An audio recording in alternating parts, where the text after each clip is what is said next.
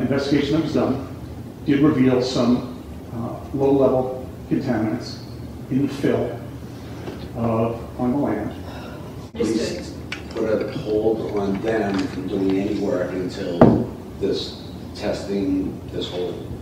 Okay, well, the other thing you heard Mr. Brown say, he's only here representing the developer, right? He's not the city. Okay. Counsel, if you could, when did your client come into possession of the testing results? If you could, Counsel. So the question is, where is the city? They weren't there. They were subpoenaed like everybody else. And when did the developer get the test results? Because the city councilor, Ira Novoselsky, was involved back on March 24th of 2011 when the testing was being done. Why hasn't this been put forward a long time ago?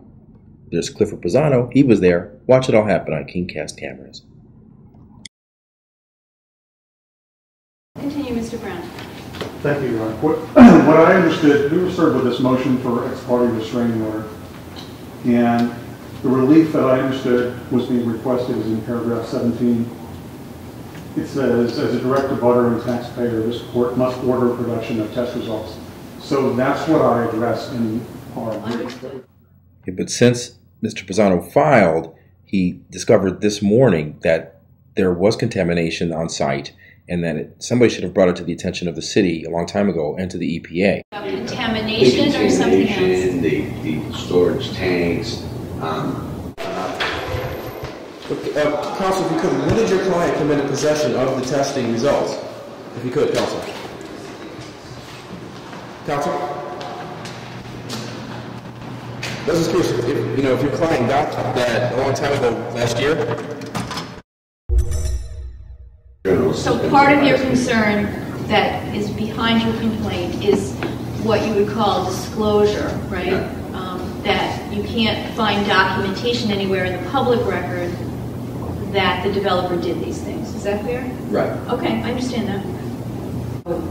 He's not talking about what the old owner did, but he's saying his client, who's the new buyer, because the city's not here right now, right? But he's saying the new buyer knows they have this rule, 120 days, and that they're going to file whatever report they have in 120 days. First review the file about the status of the zoning issue. Well, there was a variance granted by the ZBA, and Mr. Pisano filed an appeal, and that's the case that's pending. It's in the F session, and it's going to be litigated and adjudicated in that session. I do think, I noticed you had mentioned that there was another complaint, but the docket only shows one complaint in this case.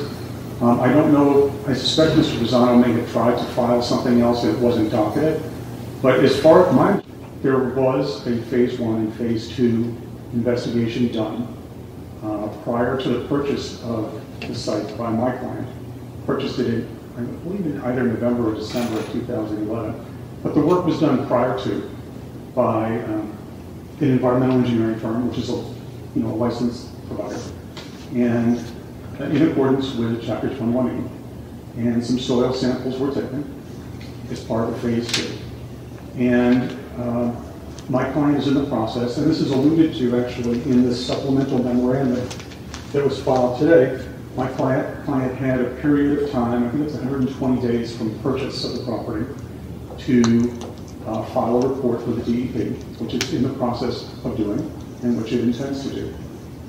And the report will indicate that the investigation that was done did reveal some low-level contaminants in the fill on the land.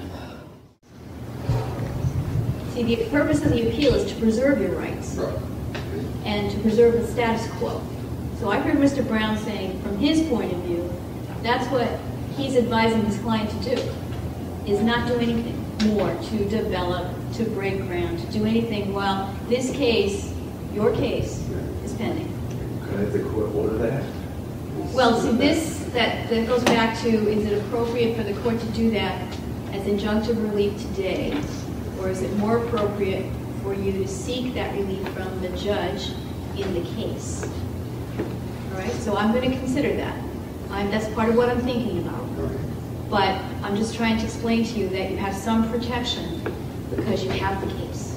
Whatever happens in my ruling, which I'm not going to make right now because I have to read the things that you filed again, okay? But whatever happens with this decision today, you still have the protection of having filed your appeal. Sorry that you got to the wrong courtroom, but I'm glad you finally found your way here. Me too. Thank you, Thank Mr. you. Brown. Have a nice day.